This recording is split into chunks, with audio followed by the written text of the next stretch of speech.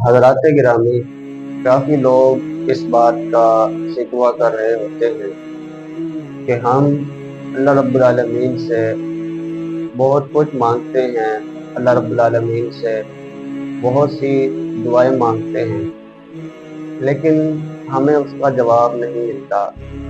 ہم جو چیز مانگتے ہیں ہمیں وہ چیز نہیں ملتی، تو گویا کہ اللہ رب العالمین ہماری دعاؤں کو قبول ہی نہیں کرتا۔ جو کہ یہ نظریہ رکھنا یا یہ بات کہنا بالکل غلط ہے، کیونکہ دعا کی 3 اقسام ہیں۔ پہلی وہ دعا کہ جو آپ مانگتے ہیں وہ اللہ رب العالمین آپ کو عطا کر دیتا ہے۔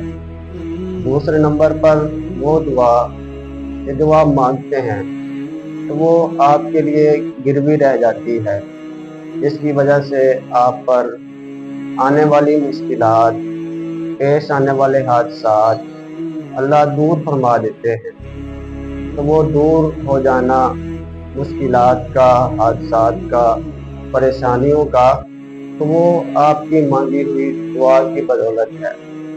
اور اسی طرح تیسرے نمبر پر وہ دعا اللہ رب العالمین آپ کے لیے ذخیرہ آخرت بنا دیتے ہیں، یعنی کہ وہ دعا آپ کو کل قیامت والے دن فائدہ دے گی۔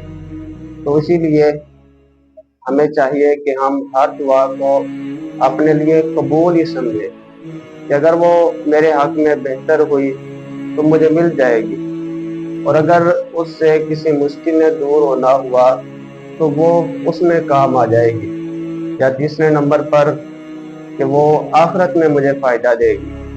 اور ایک حدیث میں آتا ہے کہ اگر بندے کو پتہ چل جائے کہ آخرت میں اس کی مانگی ہوئی دعائیں اسے کیسا فائدہ دیں گی، تو وہ خواہش کرے گا اس فائدے کو دیکھ کر کہ ہائے کاش میری کوئی دعا قبول ہی نہ ہوتی اور ساری مجھے آج فائدہ دیتی۔